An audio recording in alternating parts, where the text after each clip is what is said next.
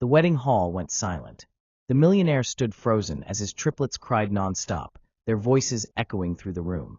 He didn't know what to do, and the bride's smile quickly turned into an angry glare. Then, a black maid stepped forward. "Can I help?" she asked gently. "No," the bride snapped. But the maid didn't stop. She went ahead anyway, and what she did next left everyone in shock. But before we dive into the full story, don't forget to hit that subscribe button and drop a comment letting us know where you're tuning in from. Now let's get started. David Hartwell stood in the cathedral's marble-lined preparation room, his reflection multiplied in ornate mirrors that had witnessed countless wealthy unions. The Armani tuxedo hugged his broad shoulders perfectly. Everything in David's world always fit perfectly. At 42, he possessed the kind of commanding presence that had built his real estate empire from nothing. Sharp jawline, penetrating blue eyes, the confident smile that closed million-dollar deals. Yet his hands wouldn't stop shaking. "Daddy, your tie is crooked." 8-year-old Emma appeared in the doorway like a ghost, her platinum curls catching the morning light streaming through stained glass windows. Behind her lurked James and Oliver, his sons, small figures drowning in their miniature tuxedos. David's chest tightened. Emma looked exactly like Rebecca had at that age.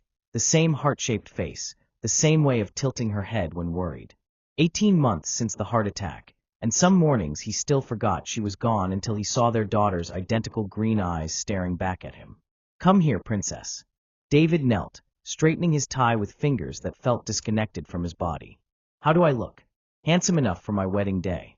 Emma's small hands smoothed his lapels with heartbreaking care. "You look sad, Daddy." The words hit like a physical blow. James stepped forward, always the protector of his siblings despite being born only minutes earlier. "We don't want you to marry Miss Victoria," James said with 8-year-old directness. "We want Mommy back." David closed his eyes. Months of family therapy, child psychologists, grief counselors, nothing had prepared him for this moment. Victoria was logical, practical. A successful attorney who understood his world, who could provide stability for his children. She was patient with their tantrums, organized their schedules, spoke to their teachers with authority. But she wasn't Rebecca. "Boys, we've discussed this," David said, standing to his full height. "Mommy isn't coming back. Victoria loves you all very much, and she's going to take wonderful care of our family." Oliver, the sensitive one, began to tremble. "But what if we forget what Mommy's hugs felt like?" David's throat constricted because sometimes, in his darkest moments, he feared the same thing.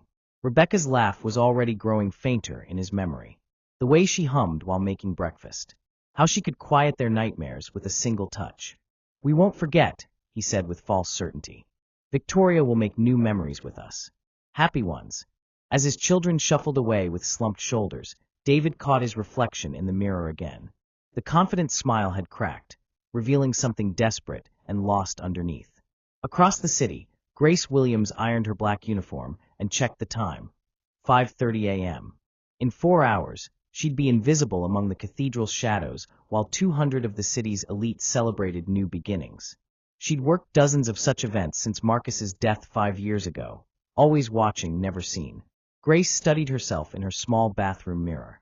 At 45, exhaustion lived in the lines around her eyes, but her hands remained steady. Gentle. The hands that had once braided her daughter's hair and wiped away tears now polished silverware and served champagne to people who looked through her like glass. She touched the thin gold chain at her throat, fingers finding the small locket that held Lily's picture. Her daughter would have been 23 this year, probably married herself, maybe giving Grace the grandchildren she'd never have. The car accident had stolen everything in one terrible moment.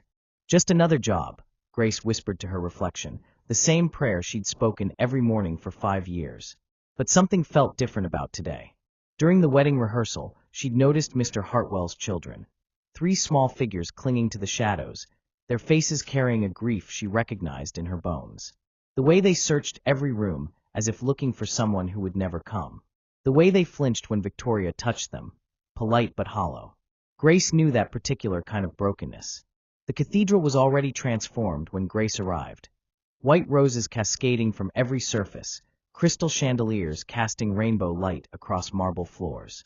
Beautiful enough to take your breath away, if you were allowed to breathe freely in such spaces. "Grace, you're on ceremony duty," called Mrs. Patterson, the head coordinator.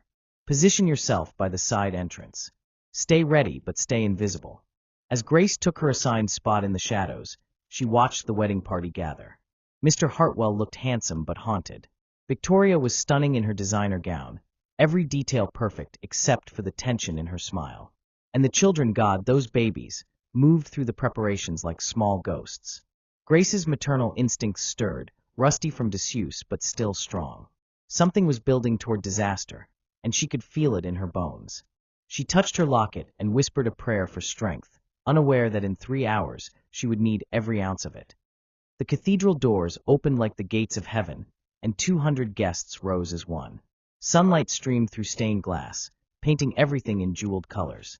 The string quartet's melody soared toward the vaulted ceiling as Victoria appeared at the entrance, a vision in ivory silk and French lace. David stood at the altar, hands clasped behind his back to hide their trembling. Beside him, his best man whispered something meant to be encouraging, but the words dissolved into white noise.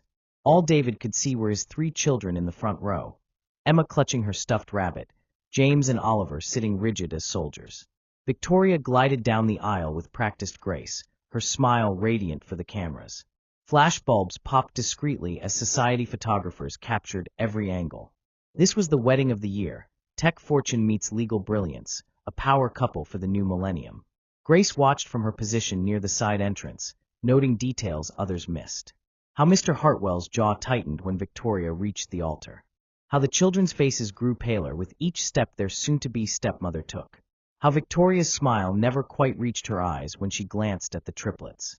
"Dearly beloved," began Reverend Matthews, his voice echoing through the sacred space. "We are gathered here today to witness the union of David Michael Hartwell and Victoria Catherine Sterling." The ceremony proceeded like clockwork. Readings about love and commitment. Vows that sounded polished, rehearsed. Victoria's voice rang clear and confident as she promised to love and cherish, to be a devoted wife and mother. But Grace noticed the children shifting restlessly. Emma's grip on her stuffed rabbit tightened until her knuckles went white. James kept looking over his shoulder toward the empty space where his mother should have been sitting. Oliver began to rock slightly, a self-soothing motion Grace recognized from her work with grieving families. "Do you, David, take Victoria to be your lawfully wedded wife?" Reverend Matthews asked. David's pause lasted only a heartbeat, but Grace felt it stretch like eternity. "I do." "And do you, Victoria, take David to be your lawfully wedded husband?" "I do," Victoria replied without hesitation. The Reverend smiled. "By the power vested in me by the state of California, I now pronounce you." That's when it happened. Emma's small voice cut through the cathedral like a blade. "Mommy!" The sound shattered the reverent silence. Emma bolted from her seat, her stuffed rabbit falling forgotten as she ran toward the altar. "Mommy, where are you? You said you'd never leave." James and Oliver erupted simultaneously, their composure cracking like broken glass. "We want Mommy," James sobbed. "Not her. We want our real Mommy." Oliver's wails joined his siblings, 3 voices crying in perfect, heartbreaking harmony. "Mommy! Mommy! Mommy!" The cathedral fell deathly quiet except for those 3 small voices breaking apart. 200 wealthy guests sat frozen, unsure whether to look or look away. The string quartet's bows hovered uncertainly over their instruments. David stood paralyzed at the altar, his face cycling through shock, embarrassment, and something deeper, a grief he'd been trying to bury under silk ties and new beginnings. This was his worst nightmare realized, his children's pain exposed before everyone who mattered in his world. "David," Victoria hissed through her frozen smile, her bouquet shaking in her white-knuckled grip. "Do something. This is humiliating." But David couldn't move. Because seeing his children's raw anguish, hearing their desperate cries for the mother who would never answer, he realized what a colossal mistake he'd made.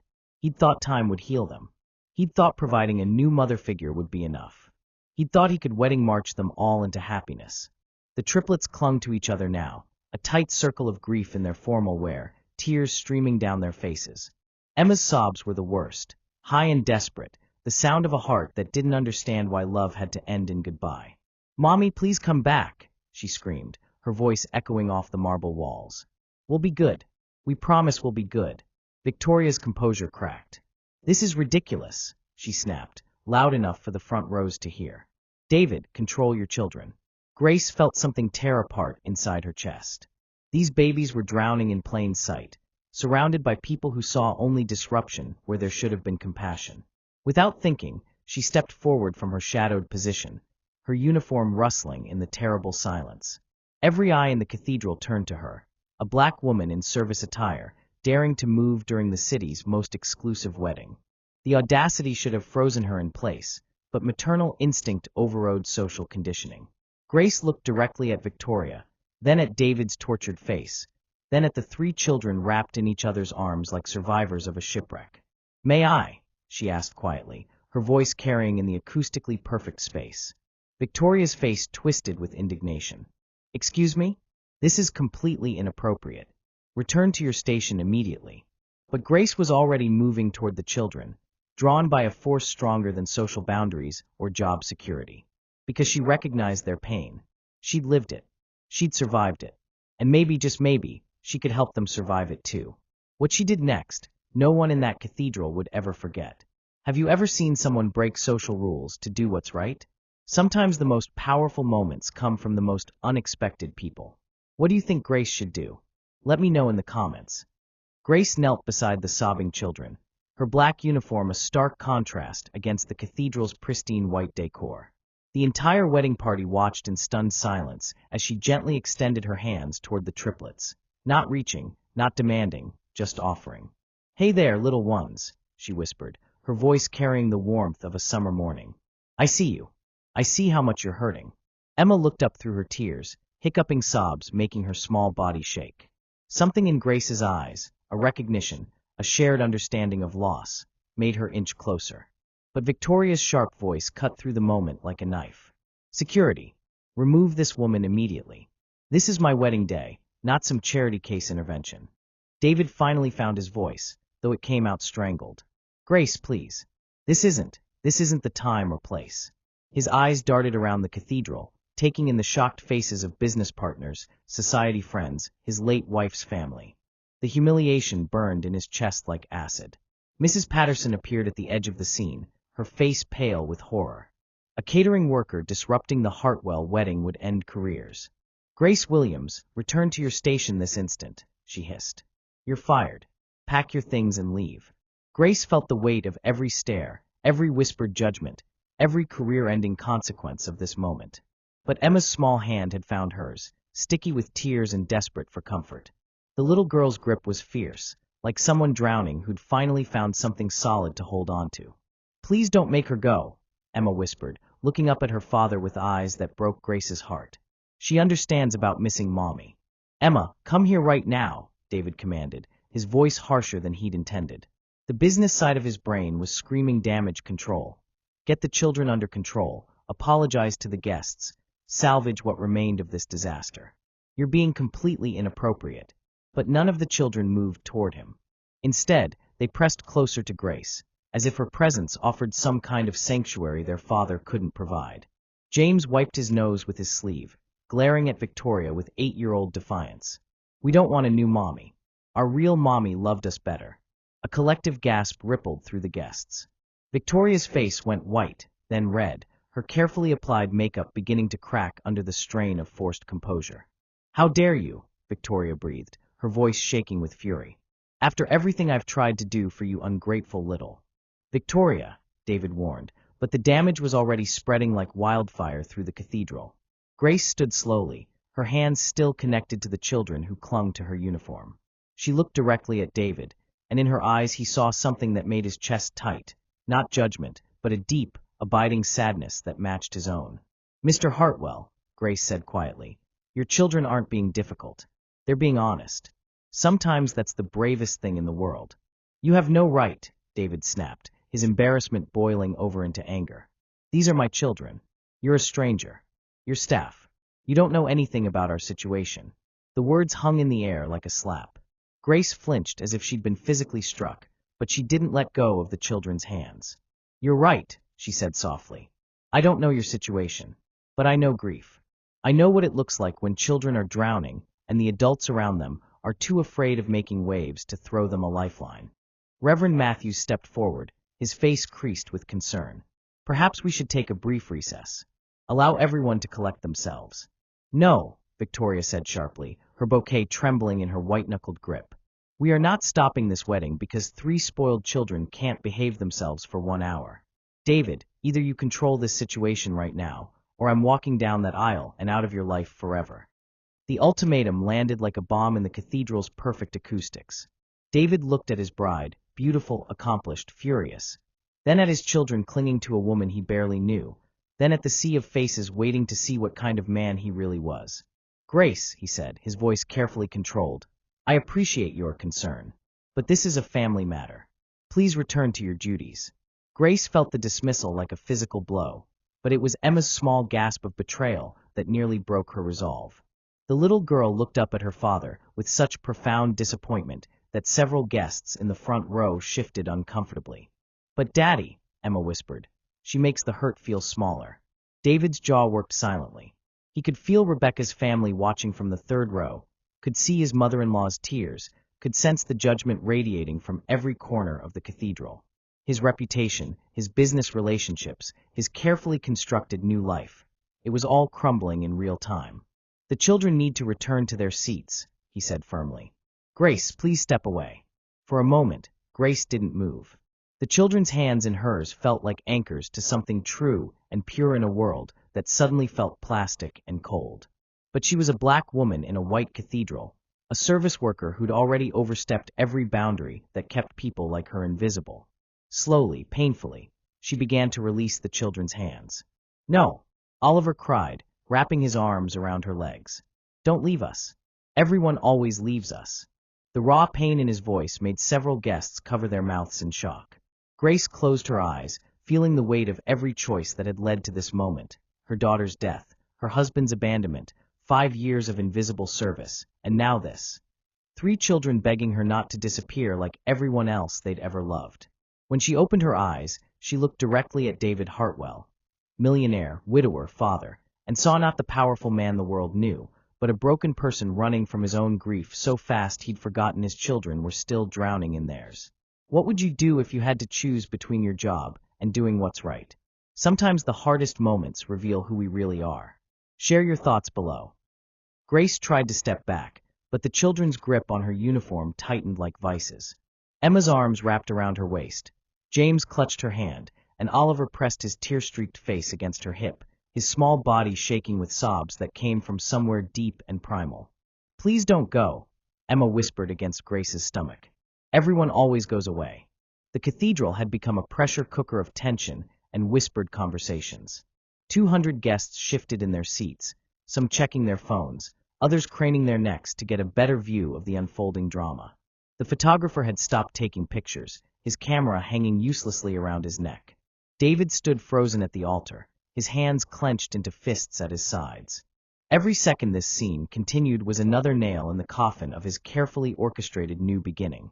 But every time he looked at his children, really looked at them, he saw Rebecca's eyes reflecting back a pain so deep it made his chest ache. "This is absolutely ridiculous," Victoria hissed, her bouquet now crushed in her white-knuckled grip. "David, if you don't handle this right now, I'm walking out of here. I will not be humiliated by 3 bratty children and some overstepping maid." Mrs. Patterson appeared again, flanked by 2 security guards who looked deeply uncomfortable with the situation. "Grace, you need to come with us. Now." But as Grace tried to gently disengage from the children, Oliver let out a scream that seemed to come from his very soul. "No, don't take her. She's the only one who sees us." The sound reverberated through the cathedral like a physical force. Several elderly guests covered their ears, and Rebecca's mother, David's former mother-in-law, rose from her seat with tears streaming down her face. "David," Margaret called out, her voice carrying across the stunned silence. "Those children are telling you something. Maybe you should listen." Victoria whirled around, her composure finally cracking completely. "This is insane. Everyone in this room has lost their minds. They are children having a tantrum, nothing more." But Grace saw what others missed. The way Emma's breathing had become shallow and rapid, signs of a panic attack building. The way James was starting to dissociate, his eyes growing distant and glassy. The way Oliver's sobs were turning into hyperventilation. These weren't tantrums. This was trauma, raw and unprocessed, finally erupting after months of being told to move on and be brave. "They can't breathe," Grace said quietly, but her voice carried in the acoustically perfect space. Look at them. They're having panic attacks. David's head snapped toward his children, and for the first time, he saw past his own embarrassment to their actual distress. Emma was indeed gasping, her small chest rising and falling too quickly. James had gone completely still, staring at nothing. Oliver was hyperventilating, his face turning red from lack of proper oxygen. Without thinking, David took a step toward them, but Emma shrunk back against Grace, fear replacing desperation in her green eyes. "Don't," Emma whispered. "You're angry at us. Everyone's angry at us for missing Mommy." The words hit David like a sledgehammer to the chest. His daughter was afraid of him. His own child thought his love was conditional on her grief being convenient. "I'm not angry at you, sweetheart," David said, his voice breaking. "I'm not angry at any of you." "Yes, you are," James said, his voice flat and distant. "You want us to pretend Mommy never existed so Miss Victoria will be happy. But we can't pretend. It hurts too much." The cathedral had gone completely silent now, every guest riveted by the raw honesty spilling from 3 8-year-olds. This wasn't entertainment anymore.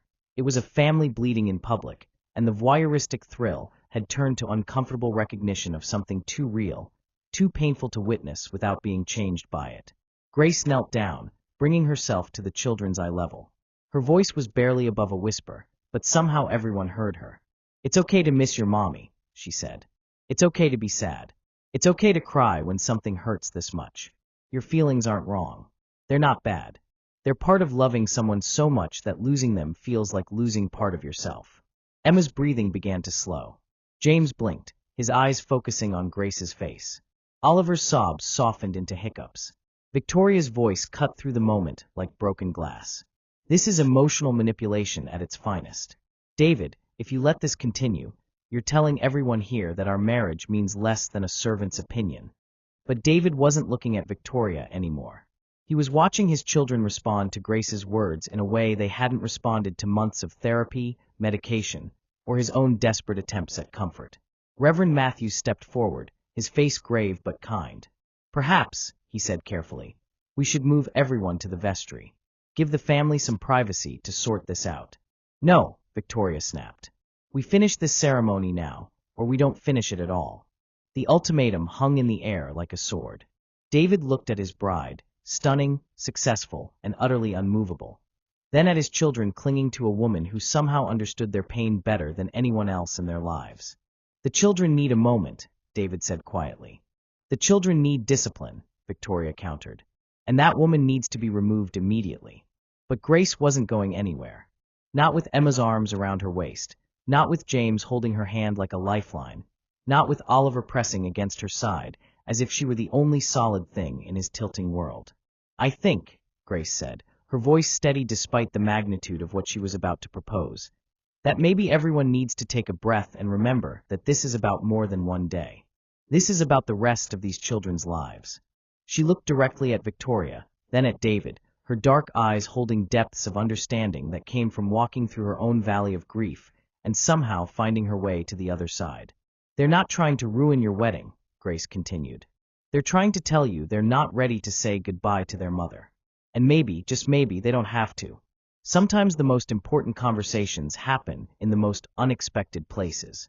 Have you ever seen someone speak truth that everyone else was afraid to say? Let me know in the comments what you think should happen next." Grace's words hung in the cathedral air like a revelation, but it was Emma who broke the silence that followed. "Tell them about Mommy's song," Emma whispered, tugging on Grace's uniform. "Tell them how she used to sing to us when we couldn't sleep." Grace's heart clenched. How could this child know? How could she possibly?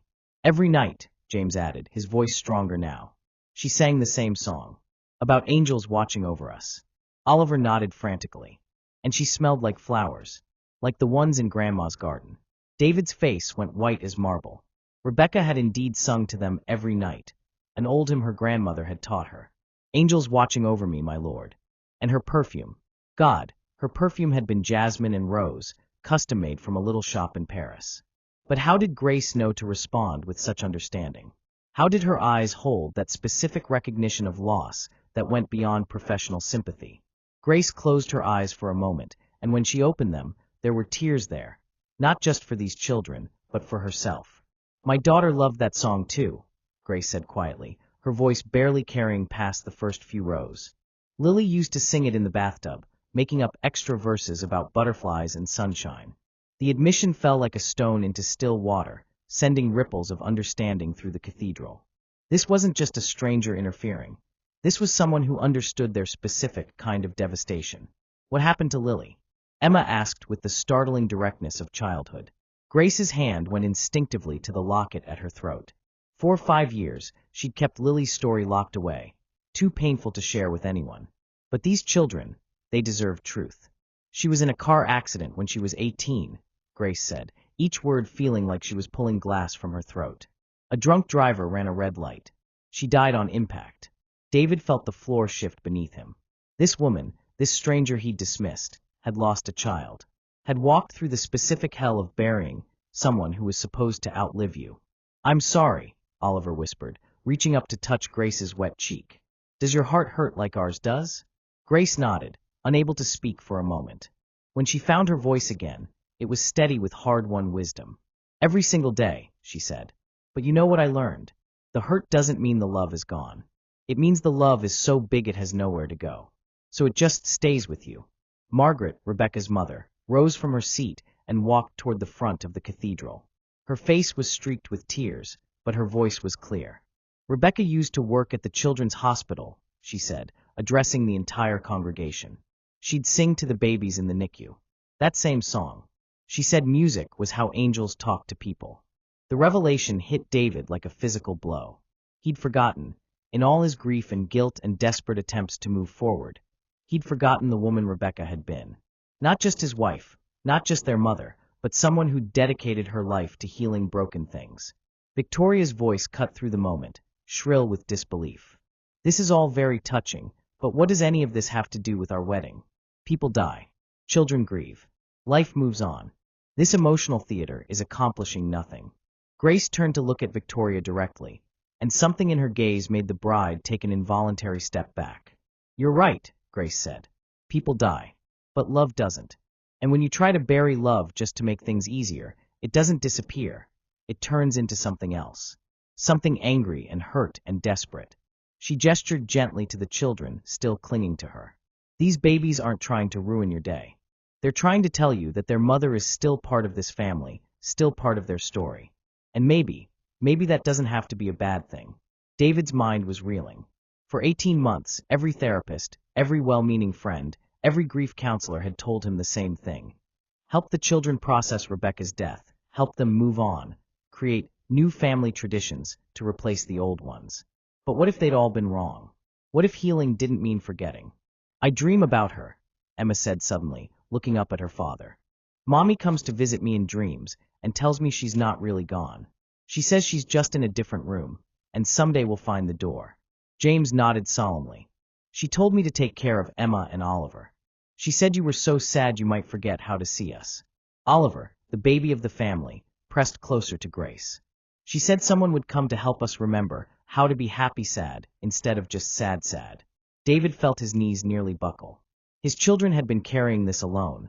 These dreams, these messages, these profound insights about grief that he'd been too terrified to hear. "What did she look like in your dreams?" Grace asked gently. "Happy," Emma said immediately. "Not sick-like before she went to heaven. And she was wearing the yellow dress from our last Easter together." David's breath caught. Rebecca's favorite yellow sundress, the one she'd worn to their final Easter egg hunt in the backyard. He'd donated it to charity, unable to bear seeing it in the closet. Grace was crying freely now, her professional composure completely dissolved. "Lily visits me in dreams too," she whispered. "She tells me that love doesn't end just because bodies do." The cathedral had become a sacred space in the truest sense. Not because of the stained glass and marble, but because truth was being spoken in a place that had hosted too many pretty lies. Victoria's voice, when it came, was ice cold. "This is absolutely enough. David, you have a choice to make right now. Your children's fantasy grief counselor, or your actual future wife." Grace felt the children's grips tighten on her uniform. She looked at David, really looked at him, and saw a man standing at the crossroads between the life he thought he should want and the life his heart was begging him to embrace. "Mr. Hartwell," Grace said quietly, "your wife, Rebecca, she's not your enemy. She's not Victoria's competition. She's your children's mother, and that's a forever kind of love. The question isn't whether to forget her. The question is whether you're brave enough to love her memory while still being open to new love. But it has to be love that honors the whole family you already are. Have you ever had to choose between what everyone expected of you and what your heart knew was right? Sometimes the people we least expect can show us the way home. What do you think David should choose? The silence that followed Grace's words felt different from the shocked quiet that had fallen over the cathedral earlier. This silence was sacred, contemplative, the kind that settles over a room when truth has been spoken and hearts are wrestling with what comes next. David stepped down from the altar, his formal wedding shoes clicking against the marble as he walked toward his children. Each step felt like crossing years of distance he'd put between himself and their pain. "Emma," he said softly, kneeling on the cold floor in his expensive tuxedo. "Tell me about the dreams. Tell me everything." Emma looked uncertain, glancing between her father and Grace as if checking whether it was safe to speak. Grace nodded encouragingly, her hand resting gently on the little girl's shoulder. "She comes every Tuesday night," Emma whispered, "right before I wake up. She sits on my bed and brushes my hair like she used to, and she tells me stories about heaven." "What kind of stories?" David asked, his voice thick with emotion. "There are gardens everywhere," James interjected, moving closer to his father. "And dogs that never get old, and ice cream that doesn't give you tummy aches." Oliver wiped his nose on his sleeve. "And she said she watches us at school, and at bedtime, and even when we're being naughty. She's not mad about anything." David felt tears he'd been holding back for 18 months finally break free. His children had been carrying this beautiful, painful gift alone while he'd been trying to medicate away their grief and replace their mother with someone new. "I'm so sorry," he whispered, gathering all 3 children into his arms. "I'm so sorry I stopped listening. I thought if we talked about Mommy too much, it would make the hurt worse." "But not talking about her makes it worse," Emma said simply. "It makes it feel like she was never real." Grace watched this reunion with her own tears flowing freely. Something deep in her chest, a knot that had been there for 5 years, began to loosen. Watching David finally see his children, really see them, felt like watching her own healing happen in reverse. Margaret approached the group slowly, her face soft with understanding. "Rebecca would be so proud of them," she said to David. "Look how wise they are. Look how much love they still carry." David nodded, unable to speak. He looked up at Grace, this stranger who'd risked everything to help them find each other again. "How did you know?" he asked. "How did you know what they needed?" Grace's hand went to her locket. "Because 5 years ago, I was where you are now. Lily died, and everyone told me to move on, to date again, to stop wearing her picture, to pack away her things. They said I was stuck in grief." She paused, watching the children listen intently to every word. "But I wasn't stuck," Grace continued. "I was just learning how to carry love in a new way. And maybe that's what your children have been trying to teach you. That missing someone doesn't mean you're broken. It means you love them right." Emma pulled away from her father's embrace and took Grace's hand. "Will you tell us about Lily? What was she like?" Grace's heart stuttered. She rarely spoke about her daughter, but something about these children, their openness, their courage in the face of loss, made her want to share. "She was brilliant," Grace said, a smile breaking through her tears. "She wanted to be a doctor. She used to practice taking care of her stuffed animals, giving them shots with a toy stethoscope." "Like Mommy took care of the babies at the hospital," James said, understanding dawning in his eyes. "Exactly like that," Grace nodded. "And she had the most infectious laugh. It started in her toes and worked its way up until her whole body was giggling." Oliver giggled at that description, and the sound was so unexpected, so purely joyful, that even some of the wedding guests smiled despite the unusual circumstances. "I bet she and Mommy are friends in heaven," Emma said with 8-year-old certainty. "I bet they take care of all the sad people together." The image hit Grace like a gift she hadn't known she needed. For 5 years, she'd pictured Lily alone in whatever came after death. But the idea of her daughter with Rebecca, 2 mothers continuing to nurture and heal even beyond life, it felt not just comforting but true. "I think you're right," Grace whispered, squeezing Emma's hand. David stood slowly, his knees protesting the hard floor. When he looked at Victoria, still standing at the altar with her crushed bouquet and ruined makeup, he felt as if he were seeing her clearly for the first time. "Victoria," he said gently, "I owe you an apology." Her eyebrows shot up. "You owe me more than an apology. You owe me an explanation for this circus. You're right, David said. I do owe you an explanation. I tried to marry you for the wrong reasons. I thought if I could just replace what we'd lost, everything would be okay. But that's not fair to you, and it's not fair to my children. Victoria's face went through a series of expressions: confusion, anger, disbelief, and finally, something that might have been relief. Are you saying? She began.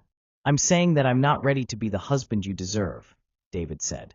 And my children aren't ready for a new mother. We need to heal first.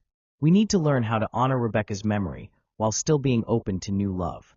But it has to be love that embraces all of us, including the parts that will always belong to her. Grace felt the children's hands squeeze hers tighter. Around them, the cathedral buzzed with whispered conversations as 200 guests processed what they were witnessing. This wasn't just a wedding being called off. This was a family being reborn.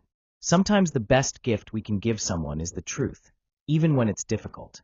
Have you ever had to choose between what was easy and what was right for your family? Share your thoughts. I love hearing about moments when people found the courage to change course. Victoria's face transformed from confusion to fury in the span of a heartbeat. Her bouquet hit the marble floor with a wet thud, white roses scattering like fallen snow at her feet. You're calling off our wedding, she said, her voice deadly quiet, because of 3 manipulative children and a maid with a sob story? The words sliced through the cathedral's fragile peace like a blade. Emma flinched against Grace's side, and James stepped protectively in front of his younger siblings. Victoria, please, David said, reaching toward her. That's not what this is. Don't. Victoria backed away from his outstretched hand, her designer heels clicking sharply against the marble. Don't you dare try to manage me like one of your business deals. I know exactly what this is. She turned to face the congregation, her voice rising with each word.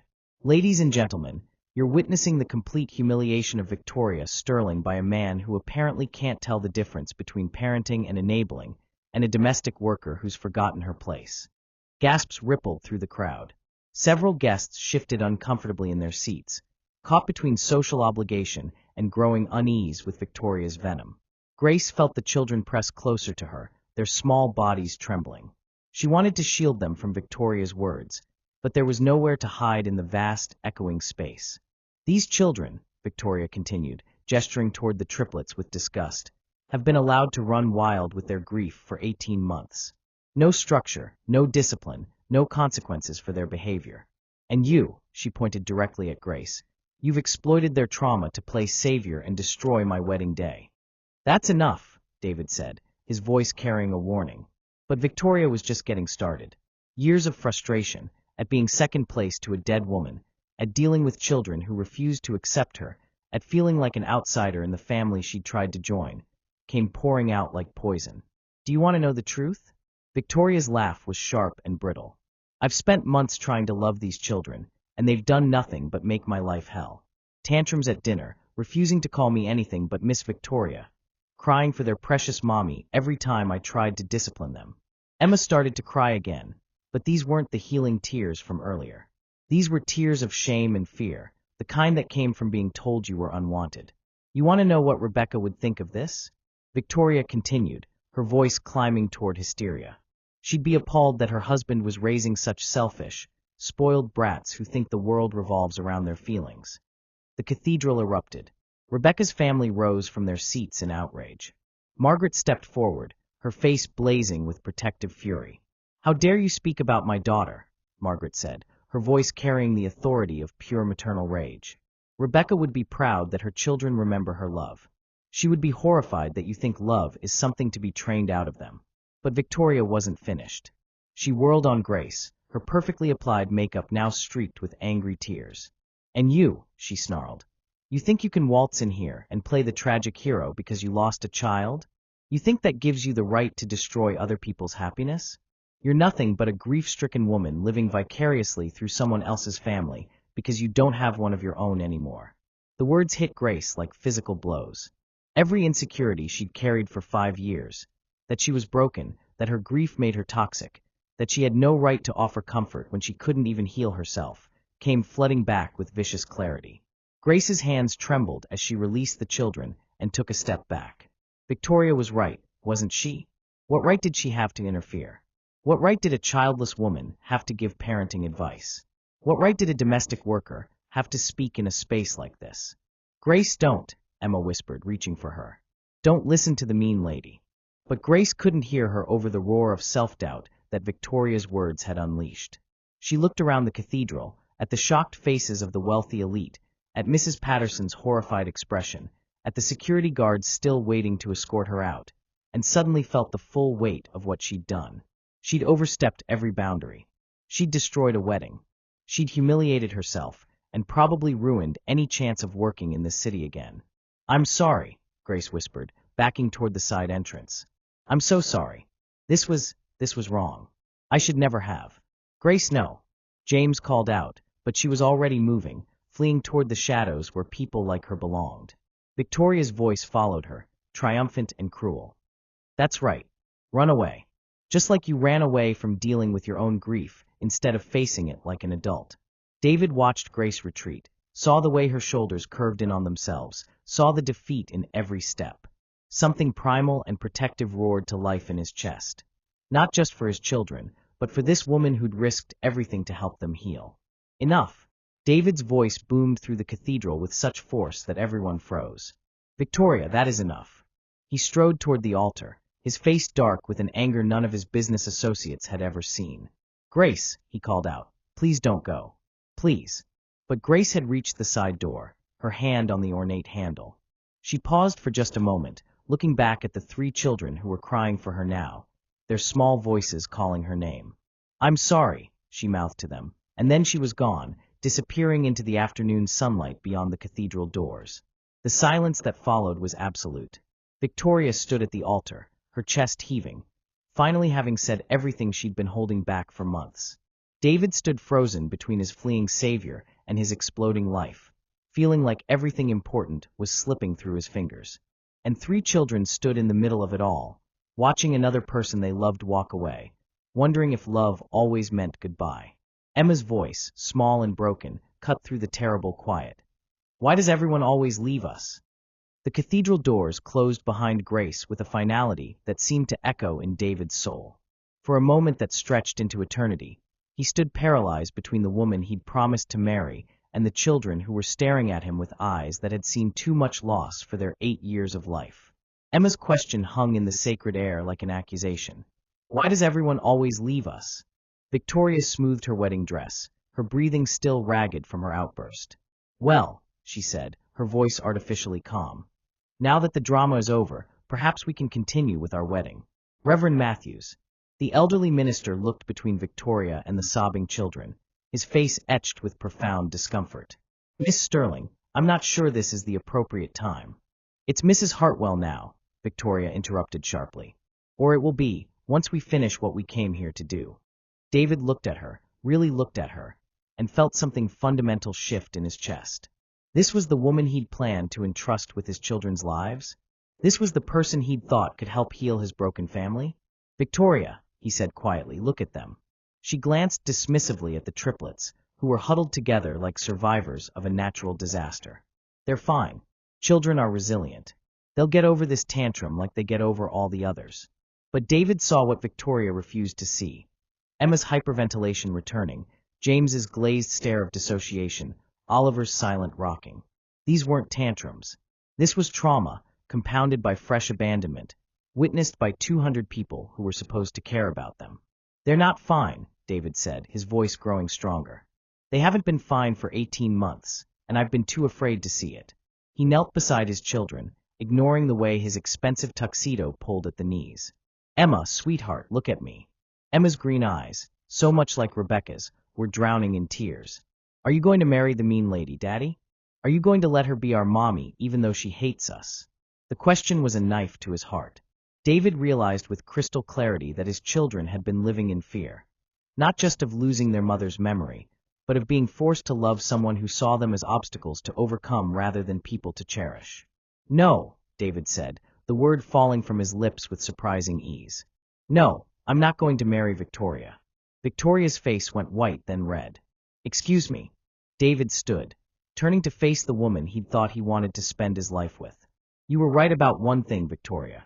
Rebecca would have an opinion about this situation. but not the one you think. He gestured toward his children, his voice carrying across the cathedral with newfound conviction. Rebecca would be proud that our children remember her love so clearly that they can recognize when it's absent. She would be proud that they have the courage to cry when something hurts them instead of pretending everything is fine. And she would be heartbroken to know that I almost chose someone who saw their grief as a character flaw to be corrected. The congregation was riveted now, the social discomfort replaced by something deeper. The recognition of a man finally finding his way back to his own truth. But mostly, David continued, his voice breaking slightly, Rebecca would be devastated to know that I was so afraid of my own pain that I tried to erase hers from our family. That I almost taught our children that love ends when life does. Victoria's composure cracked completely. You're making a massive mistake, David.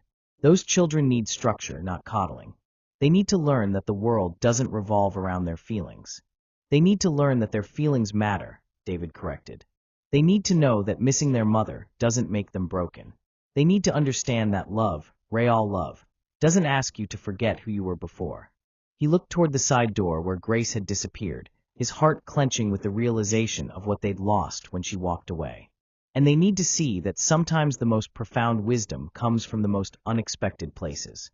That sometimes a stranger's compassion can show you truths about your own family that you were too proud or scared to see.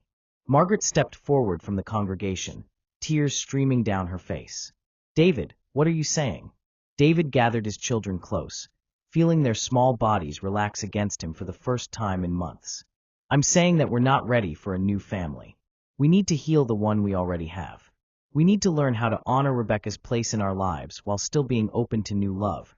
But it has to be love that celebrates all of us, including the part that will always belong to her. Victoria's laugh was bitter and sharp. So you're choosing them over me? Over our future together? I'm choosing us, David said simply. I'm choosing the family I already have over the family I thought I should want. The cathedral doors suddenly opened, and David's heart leaped, hoping against hope that Grace had returned. But it was only a late-arriving guest, confused by the tension radiating from every corner of the sacred space. David realized with painful clarity that Grace was gone, really gone, and it might be too late to fix what Victoria's cruelty had broken. The woman who'd risked everything to help them heal was out there somewhere, probably believing every poisonous word Victoria had spoken. Emma, David said, kneeling again, do you remember where Grace went? She went to the parking lot, James said, wiping his nose. She looked really sad, Daddy. Like when Mommy used to cry in the bathroom when she thought we couldn't see her. David felt time slipping away like sand through his fingers. Every second Grace was out there alone with Victoria's words echoing in her head was another second she might disappear from their lives forever. What are you doing? Victoria demanded as David began to move toward the aisle. David paused, looking back at the woman he'd almost married, feeling nothing but profound gratitude that his children had saved him from making the biggest mistake of his life. I'm going to find the woman who helped us remember how to be a family, he said. And I'm going to tell her that love doesn't always mean goodbye. Sometimes it means coming home. David burst through the cathedral doors, his heart hammering against his ribs as afternoon sunlight temporarily blinded him. The parking lot stretched before him, a sea of luxury cars and hired drivers waiting for a reception that would never come. Grace, he called out, his voice echoing off the pavement. Grace, please. He spotted her near the bus stop at the edge of the cathedral grounds, sitting on the metal bench with her head in her hands. Her shoulders shook with silent sobs, and even from a distance, David could see how small she looked, how defeated. Behind him, he heard the cathedral doors open again. Small footsteps hurried across the pavement as Emma, James, and Oliver ran to catch up with him, their formal shoes clicking against the asphalt. Wait for us, Daddy, Emma called, lifting her dress to run faster. Grace heard the commotion and looked up, her eyes red with tears. When she saw David and the children approaching, she started to rise, to flee again, but David's voice stopped her. Please, he said, slowing his pace as he got closer. Please don't run from us again. Grace wiped her face with trembling hands. Mr. Hartwell, I'm so sorry. I ruined your wedding. I overstepped every boundary. Miss Victoria was right. I had no business interfering in your family. She was wrong, David said firmly, stopping a few feet away. About everything. The children pressed past their father, surrounding Grace on the bench. Emma climbed directly into her lap, wrapping small arms around Grace's neck. "Don't listen to the mean lady," Emma whispered. "She doesn't understand about missing people." James took Grace's hand, his 8-year-old face serious beyond his years. "You didn't ruin anything. You saved us." Oliver, the baby, pressed against Grace's side and looked up at her with solemn eyes. "Will you stay with us? We don't want you to disappear like everyone else." Grace's composure crumbled completely. These children, these beautiful, broken, healing children, still wanted her after everything that had happened. "I'm nobody special," Grace whispered.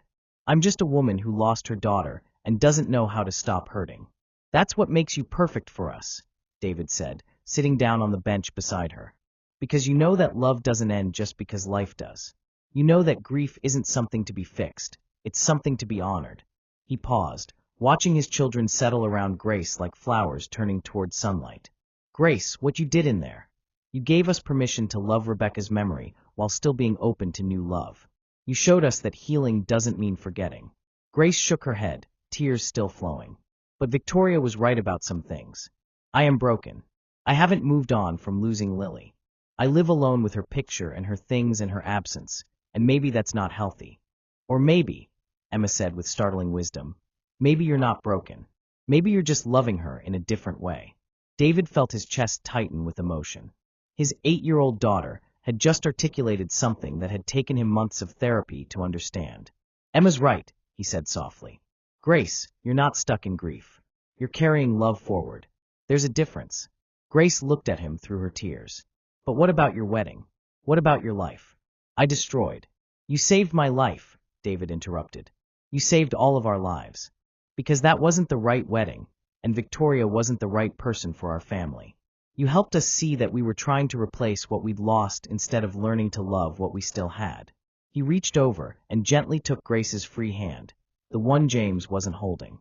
"Grace Williams," he said, his voice steady and sure, "would you consider staying? Not as our maid or our employee, but as family? These children need someone who understands their hearts, and honestly, so do I." Grace stared at him, unable to believe what she was hearing. "Are you asking me to?" "I'm asking you to help us heal," David said.